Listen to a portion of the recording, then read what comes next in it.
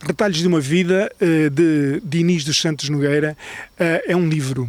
E este senhor, com mais de 90 anos, escreveu uma história da sua vida, que já é a segunda parte, e foi apresentada aqui no Jardim Social, na freguesia de Travassou, concelho de Águeda. E o senhor Dinis vai explicar-nos como é que correu esta aventura, que foi dar continuidade a mais uma etapa da sua vida. Sr. Dinis, boa tarde. Muito boa tarde. Dona Luísa, boa tarde. Boa tarde. Doutora Juliana, boa tarde. Muito obrigada, boa tarde. Estamos aqui para falar de um homem de 92 anos que é autor de 2 livros. O primeiro, que está na sua posse, eu mostrava para a Câmara, ou o senhor pode mostrar para a Câmara, que são Memórias de Dinis dos Santos Nogueira, a primeira parte das suas memórias, e o segundo, que foi lançado há pouco tempo, há cerca de um mês, sensivelmente, Sim, sim. que se chama Retalhos de uma Vida, e que fala que é, no fundo, a continuação da vida que está aí. Começa aí e termina aqui, neste livro. Termina não, que o senhor há de vir a terceira parte. Claro. É um desafio que fica. A Dona Luísa é a esposa do senhor Dinis, e ela é parte integrante desta obra, porque a história de vida deste casal é digno de ser contado. Ele tem 92 anos, Dona Luísa tem 94. E a forma como se conheceram, e como depois estiveram juntos e estão durante a vida inteira, é uma coisa extremamente interessante de que vamos já falar. A doutora Juliana Barbosa está aqui também connosco. Ela é responsável pela animação sociocultural do Jardim Social. Exatamente. Pronto. Estamos no Jardim Social em Travassou, uma freguesia do concelho de Águeda, para falarmos justamente de atividades que são organizadas nestes ambientes, para que haja um envelhecimento produtivo e agradável, porque todos nós envelhecemos e todos nós merecemos que isso aconteça com qualidade. A doutora Juliana fez a capa deste livro, certo? Sim. Fez a capa, ajudou o senhor Dinis em algumas situações em que precisou de alguma ajuda. E para começarmos a falar destes livros, escrever, o ato de escrever, é uma coisa que o senhor tem desde criança, ou quando é que decidiu, ou quando é que lhe passou pela cabeça, eu gosto de escrever? Realmente, o escrever foi justamente aqui já, depois de estar na instituição. O escrever. Foi até a doutora Juliana que me deu. O meu filho ofereceu-me um computador. Certo. E a doutora Juliana deu-me aqui umas noções, liçõezinhas informática básicas. E pronto, a partir daí, comecei. A partir daí, e continuei. Lembrou-se das escrever, coisas. Pois. Porque, curiosamente, o livro do Sr. Dinis, este eu li, esse eu não li, mas deve ser justamente no mesmo âmbito, porque fala de uma primeira parte. É um livro em que não é um livro comercial, porque o senhor diz logo que é para os meus amigos, é dedicado aos meus amigos, para a família, para os amigos, para a família. Portanto, foi buscar coisas à sua memória, certo? Sem dúvida, é isso mesmo. O senhor tinha as coisas escritas em algum lado, ou não? Foi-se lembrando? No primeiro livro que escrevi, tinha determinados apontamentos. Certo. E outras coisas que tinha guardado na memória. Certo. E continuam cá. Porque aqui nota-se que estão... O senhor vai lá atrás, muito lá atrás. Pois. contar as coisas e lembrar-se de certos episódios que estão aqui. O livro parece-me um livro essencialmente humanista. Aqui a pessoa está no centro do livro, as pessoas, certo? Foi propositado, os seus amigos, os seus filhos, a sua esposa. Foi escrito precisamente aquilo que eu pensava. Pensava e escrevia. Certo. Não é um romance idealizado, não. É à medida que eu me ia recordando das coisas da minha vida, ia escrevendo. E o senhor, quando era jovem, nunca lhe passou pela cabeça escrever? Não. Nunca escreveu poemas para a Dona Luísa? Poemas, mas escrevia muitas cartinhas. Cartinhas? Se calhar, Estão todas contadas. estão todas contadas. Se calhar as cartinhas eram poemas de amor. Já tinham o seu romantismo, já tinham. O senhor é um romântico, não é? De certo modo, considero-me, eu reconheço. Ele é um romântico. Eu reconheço. Muito bom livro. marido. Como? Muito bom marido. Bom marido. Não podia ser de outra maneira. Da forma como vocês construíram a vossa vida, não podia ser de outra maneira. Não podia ser. Foi um amor nascido em criança. Exatamente. Da minha parte. Conforme eu escrevo. Conforme o senhor escreve aqui no livro, é evidente que nós não vamos falar sobre os episódios todos do livro, senão tínhamos que estar aqui um dia inteiro.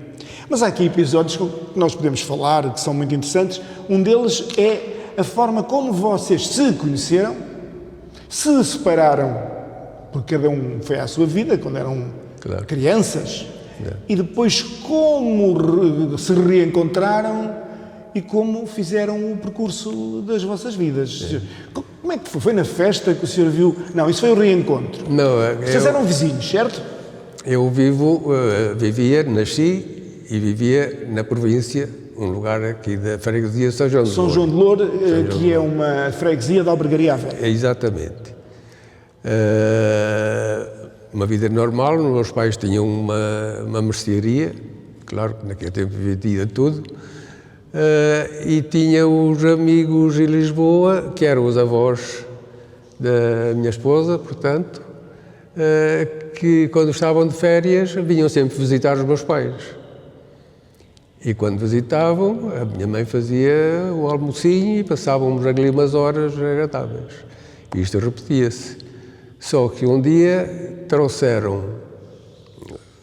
os teus avós trouxeram a filha, o genro e a netinha, que é esta menina com 10 anos. 10 anos. Ora, eu vivia na província. E o senhor tinha 8. Eu tinha 10 também. Eu tinha 10, ela tinha 10, 11 anos. É um ano de diferença. Pronto. Um ano de diferença. Com os meses. Eu teria 9 ou 10. Então eram praticamente da mesma idade. A mesma idade. Claro, eu vivia na província, estava habituado a ver aquelas meninas coitadinhas, até descalças andavam, trabalhavam, começavam a trabalhar cedo e tudo mais. E quando vi esta menina, Lisboeta, toda bonecada, toda bem vestidinha e tudo mais, claro, eu fiquei logo entusiasmado, criança entusiasmada, não há dúvida nenhuma. Pronto, mas pronto, ficou só para mim esse pensamento. Não disse nada na altura? Na altura não disse nada? Nada, só íamos ao quintal com a minha mãe, buscar as cenouras, as couves para fazer o almoço, essas coisas todas. E um dia, que está escrito no meu livro, e tenho na memória, sim, isso é inesquecível, claramente. Que a minha mãe dizia, olha, Dinis, vai arranjar um ramo de rosas, cortar um ramo de rosas, que a menina gosta muito de flores. Pronto, eu fui cortar as rosas, né? E entreguei à menina, só que a menina sorriu, mas teve muito receio de lhe pegar por causa de não se picar. Porque as rosas têm espinhos. Ora, as próximas vezes que eles vinham, já a minha mãe não precisava me dizer nada, era eu logo que ia cortar, ia arranjar um raminho e cortava-lhe os piquinhos todos para ela não se picar. Pronto, e entregava à menina e ela... Portanto, mas eu não me recordo. Não se recorda desse episódio? Ela não se recorda. Mas não se picou. A verdade é que não se picou. E não deve ter picado. Pronto, e isto foi aproximadamente 2 anos. 2 anos, porque vieste nessa altura e depois vieste para o outro ano e mais só nos vimos 2 anos. Mas, entretanto, faleceu o meu pai e fiquei eu com 10 anos. Ele faleceu muito novo. Fiquei eu com 10 anos e a partir daí a minha mãe ficou doente, quer dizer, era um casal que se dava muito bem. Sim, afetou-a muito. Ficou com aquela tristeza e adoeceu e sempre doente e tudo mais. E, portanto, eles deixaram de nos visitar porque já não havia os almoços, já não havia aquela alegria que havia, não é? Pois, faltam as pessoas. E a última vez que eu a vi, mudam. tinha ela, nessa altura, 12 anos e eu também aproximadamente isso. 11, pelo menos. Recorda perfeitamente do dia que foram lá. É que me recorda mesmo. Era como se fosse hoje, como se costuma dizer, Porque eu continuei, a minha mãe já estava acamada, já estava doente, e eu continuei com um irmão mais velho que eu, 5 anos, com a mercearia. Exatamente. Em Loura. Em Loura. Que é um lugar da freguesia de São João de Loura. São João de Loura. Conselho de Albergaria Velha. Só para nós enquadrarmos. Pois. As pessoas saberem onde é que nós estamos. Conselho de Albergaria Velha, distrito de Aveiro. Exatamente.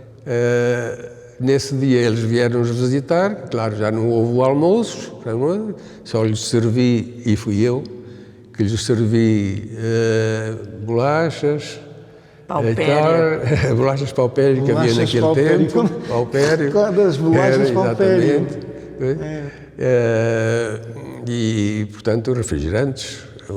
E jurupiga. E jurupiga. Não se lembra das flores, mas lembra-se da comida. Gostava de jurupiga. Mas para ti foi uma laranjada. Hã? Uma laranjada foi que havia naquele tempo. Tenho uma, Era. As laranjadas daquele tempo. tenho uma ideia da jurupiga, não sei de onde. Jurupiga foi para os teus pais que beberam. Bem. Se calhar era uma laranjada Mas- bussaco. é. Daquelas garrafinhas. Aquelas laranjadas que havia naquele tempo. Também havia pirulitos, mas não, foi laranjada que eu servi. Exatamente. E entretanto, cada vez menos vezes, a Dona Luísa cada vez veio menos vezes. A partir desse dia eles deixaram de nos visitar porque, entretanto, a minha mãe faleceu. Exatamente. E eu fiquei com 14 anos. Ela faleceu e eu fiquei com 14 anos. E o meu irmão, com 19, tinha mais 5 que eu. Deixaram de nos visitar. Pronto. Mas aquela ideia, aquele sentimento que eu sentia por ela, ficou para sempre. Eu só sabia que esta menina vivia em Lisboa. Não sabia mais nada. E durante quantos anos é que passaram até voltar a vê-la? Até voltar a vê-la. Ora, portanto, isto foi aos 12 anos e eu só voltei a vê-la aos 23. Ou seja, o seu Dinis ficou com esta menina na cabeça Sempre. esses anos todos. Esses anos todos, sempre. E com a esperança de a encontrar. Ou não, ou tinha perdido a esperança. Eu já não tinha essa esperança, porque eu só sabia que ela vivia em Lisboa. E para mim Lisboa não me dizia nada, nem nunca fui a Lisboa. Pois é muito grande, como diz o... Pois. Pois. Só que, entretanto, eu fiz o tempo militar obrigatório, no 10 de Aveiro, de Infantaria 10 de Aveiro. Acabei o tempo com 22, entretanto fiz 23 anos. 23 anos, isto em janeiro de 1957. Recebi uma carta de um irmão mais velho que eu tinha em Moçambique a mandar-me ir para lá. Para Moçambique. Com carta de chamada, bilhete já de barco, no paquete Império, Um dos paquetes naquele famosos paquete na altura. Império, a embarcar em fevereiro. Eu, como nessa altura havia sempre todos os anos, e ainda hoje há, a procissão dos Santos Mártires, Travassou. Os Santos Mártires Que travassou. contavam nessa altura, que faziam muitos milagres e tudo mais, que havia, portanto, as forças militares estavam em África e faziam aqueles milagres. Eu sempre tive aquela vontade de vir aos Santos Mártires, mas a vida era muito ocupada, porque não havia horários naquele tempo. Nem horários, nem férias, Nem domingos, nem sábados. E eu dei por mim a pensar, então se eu vou para Moçambique, um país tão longe, sei lá se volto, se não volto, eu tenho que ir aos Santos Mártires. Não posso ir para Moçambique sem ir aos Santos Mártires. E resolvi mesmo vir. Naquele dia vim de bicicletazinha, transporte daquele tempo. Naquele tempo, de bicicleta. Encostei a bicicletazinha. O senhor morava em São João de Loura? Em Loura. Em Loura, pois. Vim para que atravessou de bicicleta. Para esta localidade, atravessou, encostei a bicicletazinha na valeta, onde hoje é a farmácia, e as pessoas já estavam a passar para a igreja, que é logo em frente, para a igreja, para a procissão. E assim que me virei para a rua, para a estrada, a primeira pessoa que eu vi foi esta menina, com 22 anos naquela, 23 anos naquela altura. Reconheceu-a, passado... E reconhecia, passado aqueles 12 anos, 10 anos, praticamente sim, 10, 12 anos, sim. Reconhecia. Ela ia com uma colega, reconhecia. E eu dirigi-me a ela. Ela não me conheceu, mas eu disse-lhe quem era. E eu disse, já me recordo e tal, está bem, sim senhor. Pronto, aquelas coisas da ocasião, e ela seguiu. E eu fiquei encantado a ver aquela, que já não era a menina que eu guardava no coração, já era uma senhora feita com 23 anos, naquela altura. Exatamente. E que mulher, digo eu. E que mulher. Fiquei assim a olhar ela afastar-se e nisto sinto assim uma mão. Então, está por cá. Era o meu sogro que vinha atrás com os amigos, conheceu-me. Ele conheceu. Conheceu-me. Então está por cá. É verdade, olha, vinha aos Santos Mártires porque eu vou embarcar para Moçambique e não quis ir sem vir aos Santos Mártires. Então, olha, precisa alguma ajuda no embarque? Eu tenho conhecimentos no caso de embarque. Eu tenho aqui o meu cartão. Telefona-me ou visita-me, se for preciso alguma coisa, estou à disposição. Muito obrigado. E eu pensei logo assim, olha, ainda bem que me deste o cartão, que quando chegar a Moçambique escreva à menina. Exatamente. E começam mulher aí... feita já naquele tempo. Começam aí a trocar correspondência.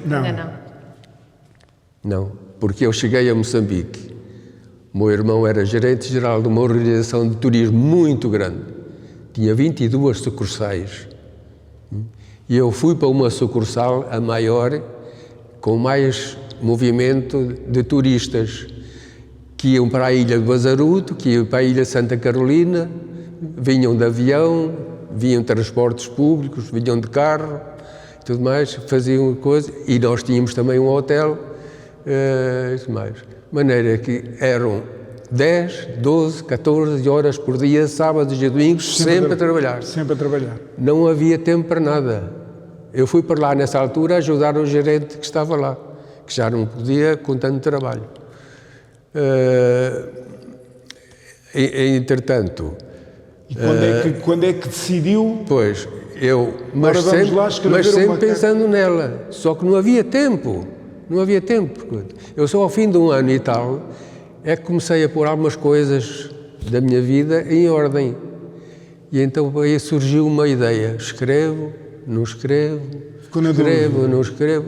Já lá vai um ano e tal.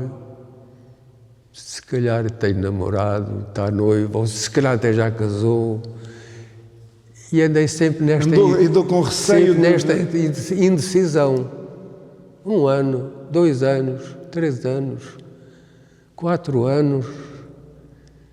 Mas incrível. Escrevo, não escrevo. E já estava mesmo resolvida a não escrever, porque tantos anos passados, coisa que com certeza e a senhora ia perdendo a esperança, a sua vida. Mas sempre pensando nela. Até porque até houveram alguns namoricos porque era um hotel de turismo, que as pessoas vinham passar férias mais que uma vez por ano, pessoas conhecidas, famílias conhecidas, e praticamente até eram elas mais que se insinuavam, porque eu tinha muito trabalho para fazer, mas quando chegava à altura, uma coisa que eu ainda hoje acho que algo de sobrenatural me dizia para não fazer, era quando chegava à altura de assumir o compromisso. Olha, minha menina, desculpa, mas eu gosto muito de ti, mas olha, eu não estou ainda preparado em condições para... Exatamente, para assumir compromissos. Eu pensava assim, mas então o que é que se passa comigo? Então, para ser feliz só me falta casar. Estava apaixonado. Os meus irmãos estavam todos lá em Moçambique, os três, todos com família organizada. O que é que se passa comigo? Isto não devo estar a pensar bem. E tal, bem. Numa dessas alturas, um irmão meu, que era o gerente-geral da empresa, disse-me assim, opa, queres ir, telefonou-me, queres ir comigo este fim de semana a Lourenço Marques? O que é que vais lá fazer?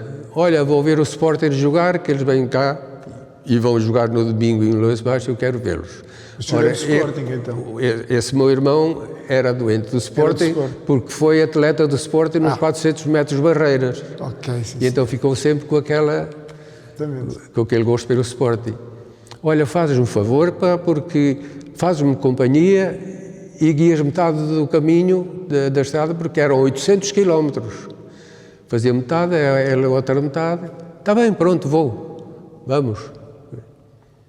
Nesse sábado fomos, cheguei a Lourenço Marques, nós tínhamos uma sociedade de restaurante e cervejaria, que estava lá um outro irmão, nós éramos os três os sócios, e esse meu irmão que estava lá, depois dos cumprimentos, disse-me assim, vocês sabem quem é que esteve cá hoje?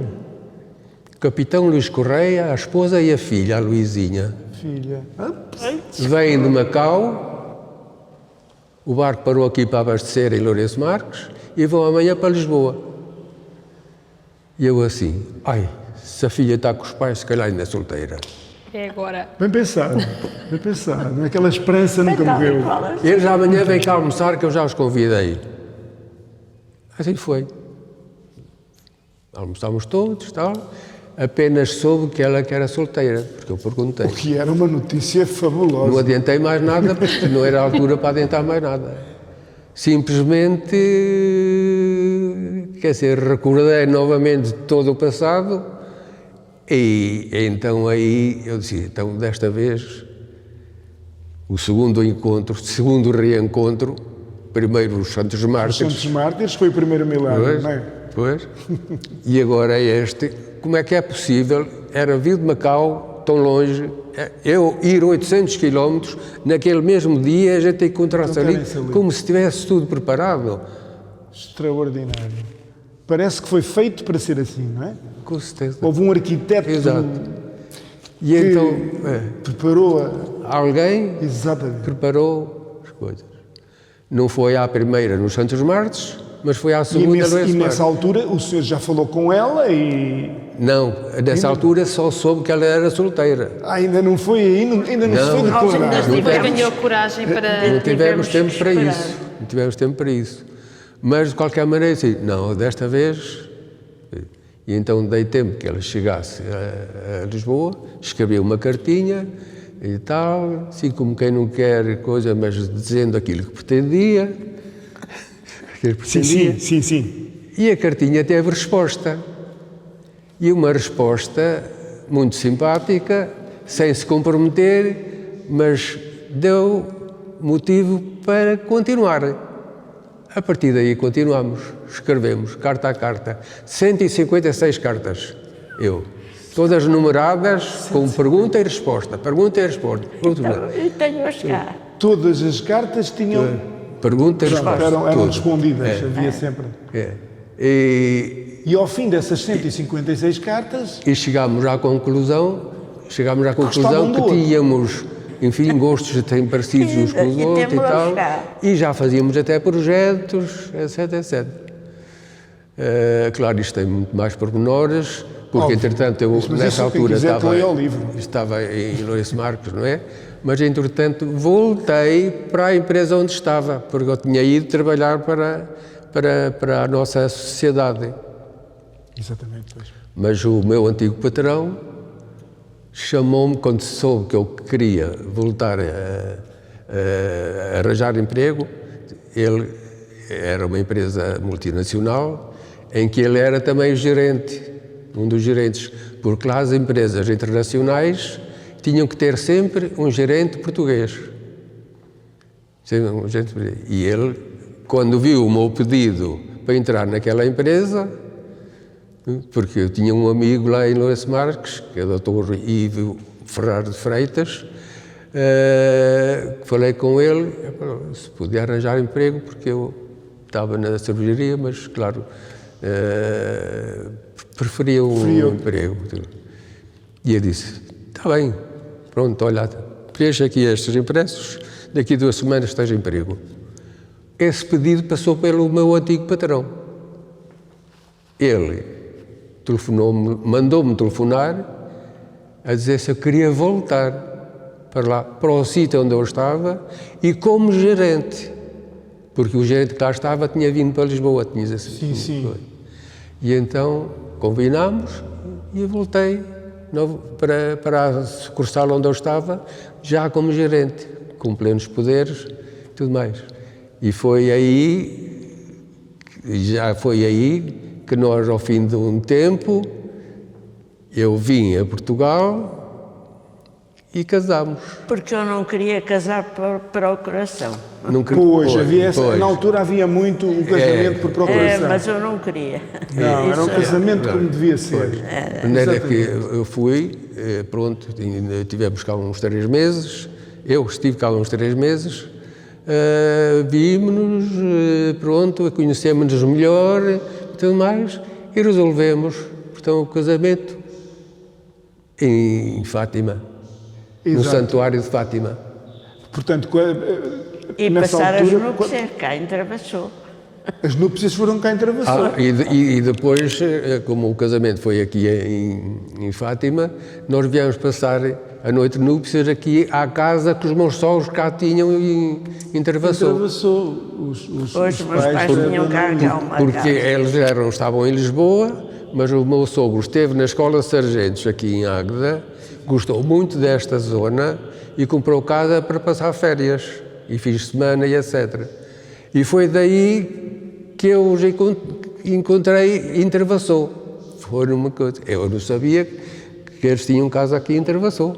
Sim, na altura não sabia. Esta história que está aqui no livro, no fundo, é uma vida desde os 12 anos, mais ou menos, até aos quase 30. Sim, a gente casou com 30. Casámos já com 30. Exatamente.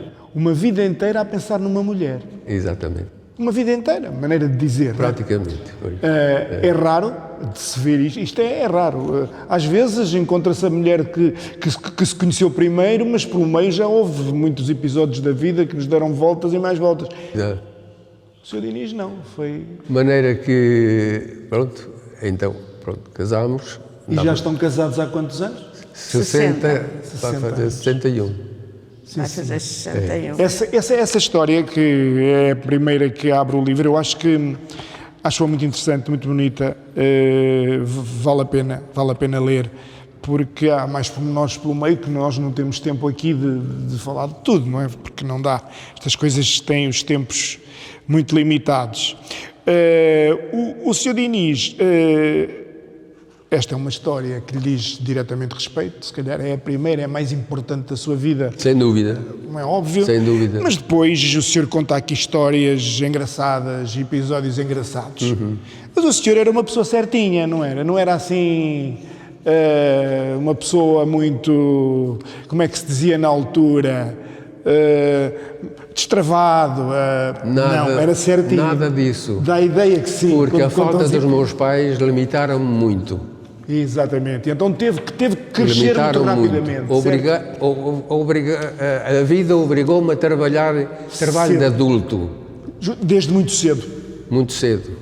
responsabilidade. Exatamente. E isso limitou as extravagâncias e a vida mundana. Nada. Não havia bailaricos, não havia nada, absolutamente nada. Não havia tempo para isso. Não está bom aqui, porque se tivesse havido o Sr. Punhos aqui, também se escrevia. Exatamente. E não está. Pois, não está nada. Mas o senhor conta aqui histórias engraçadas. Por exemplo, uma que eu fartei-me de rir ao ler foi a do Padre Melo. O Padre Melo, que era uma pessoa conhecida, era um padre bastante conhecido em São João de Louro. Da minha freguesia, de São João de Louro. Exatamente. E ele era um padre extravagante, não era... fora da sua atividade eclesiástica. Ele era, era um padre como outro qualquer, mas fazia a sua vida como outra pessoa qualquer. Ele era caçador, ele era pescador, e então pescava de preferência ao mergulho. Só que... Ia nu, completamente nu. Completamente e como é que na altura, na freguesia, as pessoas sabiam disso? As pessoas sabiam e viam. Porque onde ele pescava, havia pessoas que andavam a semear as terras. Exatamente. As terras, e etc. Era no rio. Ele pescava no rio, era no rio. Era no campo. No campo, era pois. No campo, exatamente. Mesmo no campo de São João de Louro e de Louro. Sim, senhor. E ele foi chamado ao bispo aqui de Aveiro por causa disso, porque alguém fez queixa. Ele disse: olha, eu gosto muito de pescar, ao mergulho, e não vou deixar de pescar, nem vou deixar de andar nu, porque se eu vestir alguma coisa posso ficar agarrado na raiz de algum salgueiro e ninguém me salva. Muito bem pensado. Não? Ora, portanto, quem não quiser ver, não vê. Pronto, não olha. Ele era assim. E que continuou a fazer até ao final da sua vida, enquanto mergulhou, fez isso. Aqui também há alguns desabafos e alguns de natureza política. O senhor não ficou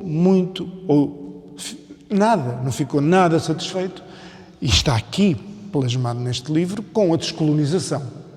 Pois não. O senhor voltou... Da maneira como foi feita. Mas voltou nessa altura, certo? Não, voltei antes.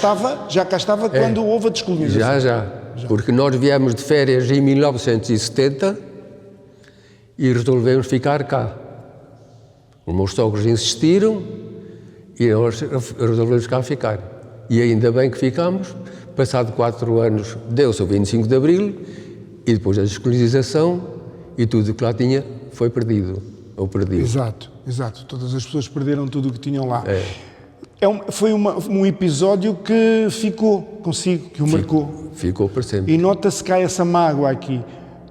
Quando fala de determinados políticos, essa mágoa nota-se. Eu acho que essa é uma das mágoas que me continua a apoquentar, porque acho-a injusta. Exato. Porque nós, que estávamos lá a trabalhar, não podíamos transferir as nossas poupanças para país nenhum. Éramos obrigados a investir lá aquilo que ganhávamos, porque o governo não nos deixava transferir. Tudo o que estava feito em Moçambique e Angola e etc., foi tudo feito pelas pessoas que estavam lá a trabalhar. Tudo. Pois. Portanto, quando deram a independência, deviam ter entrado em acordo e salvaguardar aquilo que nós lá investimos. Porque nós fomos obrigados a investir. Não investimos porque quisemos. Tinham que investir. Fomos obrigados.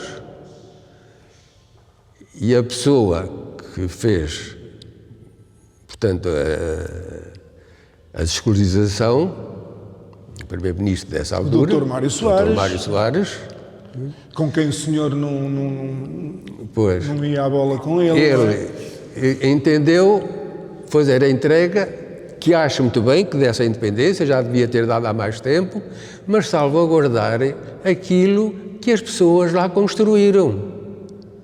porque ele, ao cabo e ao resto, deu a independência de um país que tudo o que se lá construiu, não foi o Estado.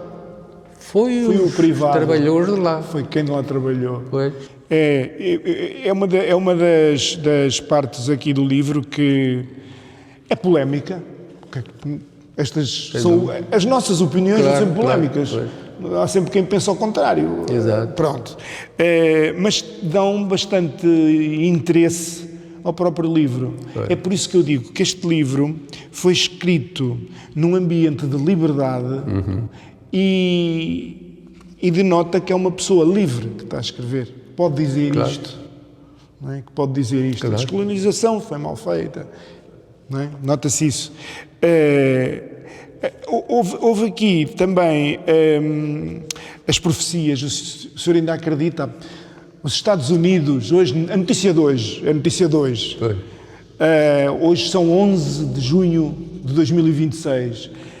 Uma das notícias de hoje, que abre noticiários, é que os Estados Unidos, esta noite, vão fazer um ataque, daqueles ataques sem semelhança alguma, ao Irão.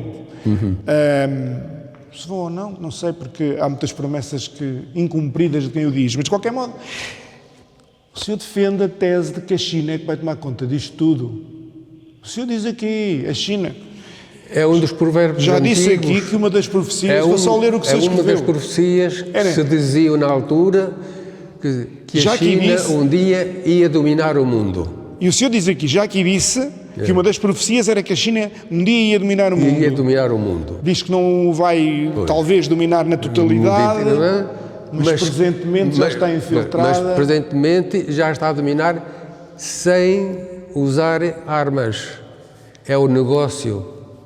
Exatamente, através da parte económica. E o senhor tem aqui também essa tese. Portanto, o livro, o livro é não só uma recolha de memórias da sua vida e da vida dos seus, mas é também, no fundo, um desabafo daquilo que ficou ali a amargurar e ainda não tinha saído, e também algumas teses em que o senhor acredita, políticas e sociais. Também. Tem também quando entrou para o Jardim Social, que foi um momento bom na sua vida. Foi um momento bom na minha vida, porque a minha mulher passou a mocidade dela aqui, nesta localidade de Travassou. Conhecia as pessoas e conhece as pessoas de cá, porque passavam cá férias. Eu sou aqui de perto também, cerca de 4 km à volta disso. O Jardim Social estava muito bonito. Estava e está, temos instalações ótimas, e nós gostámos. Vivíamos os dois sozinhos, porque entretanto o meu filho casou e foi viver para Tondela, porque a minha nora é de Tondela, e então nós, olha, nós mais dia menos dia vamos precisar de assistência, que não temos aqui em casa. Vamos ficar no Jardim Social, aí temos a assistência que necessitamos. E estamos relativamente perto do filho, sempre que pudermos vamos lá fazer uma visitinha à Tondela. E pronto, foi por isso que ficámos aqui e não estamos arrependidos. E estão bem? E estamos bem. E só tem bem a dizer, porque o senhor aqui... Estamos bem. Agora não temos elevador. Pois, não, mas pronto. Isso são coisas que estão... Mas o senhor Diniz aqui no seu livro tem aqui... coloca o Jardim Social nos píncaros. Sem dúvida. E principalmente quem cá trabalha. Que isso é que é importante. Porque podia ser muito bonito. Absolutamente. E as pessoas não serem tão bonitas assim, mas as pessoas também são bonitas. Nós temos uma direção, muito bem, temos as nossas animadoras, a doutora Juliana, ótimas, temos as nossas auxiliares, e são elas que nos vão dar assistência até ao fim da vida. Justamente. São elas. Exato. E eu entendo que elas não estão monetariamente reconhecidas daquilo que fazem. Exato. Eu estou convencido que ninguém faz ideia A dificuldade porque elas passam para fazer este tipo de que trabalho, elas fazem. não é? E o trabalho que elas fazem. É um trabalho delicado e difícil. E que não é reconhecido. É preciso ter realmente vocação para isso. Sim, sim. Quando acabou de escrever este livro, ficou o bichinho de escrever mais? Quer escrever mais? Acho que não. Acho que agora é que vou... Não lhe apetece? Acho que agora já não... Vai fazer.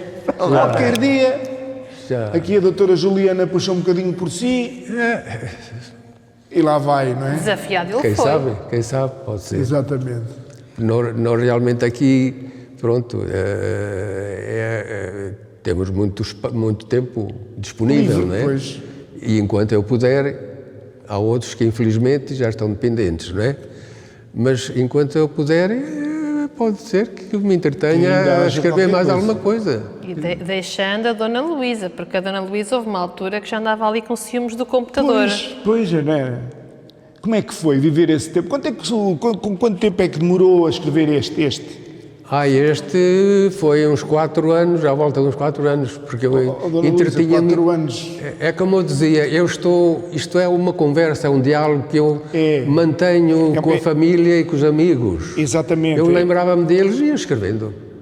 Exatamente. As notícias que eu ouvia, estava a comentá-las praticamente com eles. Pronto. Escrevias, mas estava a comentar com eles. Sempre com eles na ideia, na lembrança. Este É muito livro inteligente, vale por o isso. meu marido. E esses 4 anos é que foi. A Dona Luísa dizia-lhe: ó Dinis, então anda lá, deixa lá o computador um bocadinho. Não, porque ela entretinha-se lá ao pé de mim a fazer crochê. Ou então comprava também um computador para a Dona Comprar um Luísa. tablet. Um tablet, pronto. Para também poder ir às redes sociais, que é uma coisa que hoje em Também dia... tinha. Também. Exatamente. Tinha. A senhora utiliza as redes sociais, Facebook, faz isso, vai ao Facebook, tem Facebook. Não. Ele Tenho. tem. Tenho o o dele. Sr. Diniz é que tem. Tem os dois. Partilham. Tenho o Partilham. A doutora Juliana, fez a capa do livro, não é? Temos aqui. E colaborou com o Sr. Diniz. Sim. Como é que foi esse muita processo? coisa. Foi difícil? O Sr. Diniz aceita as coisas ou... A doutora Juliana deu uma grande ajuda. É isso. Uma grande ajuda. Nas fotografias. Nas fotografias, que o livro tem fotografias. Principalmente é nas importante. fotografias. Sim. E depois na correção, certas coisas. Não, fiz com todo o gosto. O Sr. Diniz foi desafiado para fazer o primeiro. Na altura, o desafio de escrever o livro não partiu de mim, mas como ele não sabia, lá está, como ele disse há pouco, fui-lhe introduzindo as partes de noção de informática e foi assim que surgiu o primeiro. E quando acabou o primeiro, foi logo desafiado a continuar as memórias, exatamente. E foi fazendo. Apanhou alguns percalços pelo meio, como por exemplo, a dada altura, perder 50 folhas num documento que ele tinha escrito. Pois. Então, a partir daí, começámos a criar as nossas seguranças, que era uma pena, onde pontualmente íamos salvaguardando Guardando aquilo que ia sendo que escrito. ele não queria passar outra vez por uma perda de folhas. 50 folhas, ou seja, Foi, o Sr. Diniz é verdade. Eu acho que punha as mãos à cabeça. Tal e não sei qual. o quê. E pronto, a partir daí tinha o hábito, sempre que tinha novas memórias, novos retalhos para esse livro, volta e meia, olha, segurança, lá vinha ele com o computador e com a pena. E com a pena. Pronto. Todos os fins de semana. Quase, não era preciso tanta periodicidade, mas sim. Depois foi a parte da recolha das fotos, que o Sr. Diniz e a Dona Luísa conseguiram fazer uma boa recolha de fotos. A família também colaborou também na fotografia da família, que foi necessário também para colocar aí. E no final foi a parte da ortografia. Mas pronto, achei que teria que passar pelas mãos de alguém profissional da parte de português, ao qual eu, com a autorização do Sr. Diniz, recorri a uma professora que tinha sido minha professora e que também já tem esse à vontade e traquejo. Ela fez a correção da ortografia e depois eu transcrevi toda a correção para a parte do Word, em informático. Exatamente. Pronto. E ficou uma obra interessante. Eu aconselho aos seus amigos que virem esta reportagem que adquiram um livro. os seus amigos, porque eles vão gostar. E é pena, alguns não. Pronto, isto nós sabemos como são os amigos, às vezes por uma questão de distância ou assim, não temos tanto contacto com eles, mas era importante que eles conseguissem chegar a este livro, porque este livro é o Sr. Diniz. Para eles, o amigo Diniz. Exato. E depois aqui o amigo Diniz também tem aqui mensagens para eles. E é pena que eles não tenham acesso a elas. Inclusive tem uma parte fotográfica que se calhar alguns são capazes de nem saber de ter conhecimento das fotografias, outros reconhecerem-se nas próprias fotografias. Portanto, é extremamente interessante e nós vamos terminar aqui a nossa conversa com o Sr. Diniz com aquilo que o senhor escreve na página 245, não sei se é a última. No fim, tem a fotografia da sua família, o seu filho, os seus netos e a sua nora, e diz aqui: se um dia mais tarde algum de vocês se sentir mais deprimido ou aborrecido por qualquer motivo da vida, lembrem-se e leiam algumas das partes que mais gostaram do que escrevi, e vão ver que talvez sintam um certo alívio e conforto. Se isso acontecer, sentir-me-ei feliz, esteja eu onde estiver. Muito bem, senhor. Quer dizer, disse isso com muito sentimento. Nota-se. Agradeço-lhe imenso este tempo que nos dispensou, à Dona Luísa, e que venha o próximo, se não for de memórias, de outra coisa qualquer. Foi desafiado para anedotas. Para anedotas, olha. Porque ele tem um espólio de anedotas invejável. Já viu que era o senhor escrever um livro de anedotas? De anedotas, com a bolinha encarnada. Com a bolinha encarnada. Dessas também. E desejo-vos a ambos muitas felicidades, muita saúde e que continuem felizes a olhar um para o outro como ainda hoje. Felizmente. Muito obrigado. Não é muito usual agora os casamentos durarem tantos anos, principalmente com a felicidade que nós... Porque eu, como fiquei muito cedo sem pais, senti essa falta até me casar. Foi esta menina que devolveu a minha felicidade, que eu não tinha. Não muito foi? Bem. Em nome do jornal O Cidadão, que se quiserem acompanhar é o cidadão.pt, o Sr. Diniz tem no seu computador, estando ligado à internet, pode perfeitamente aceder ao nosso jornal e ver os nossos conteúdos, onde vai ficar também este conteúdo, que depois será informado quando ele for publicado. Está bom? Muito obrigado. Nada.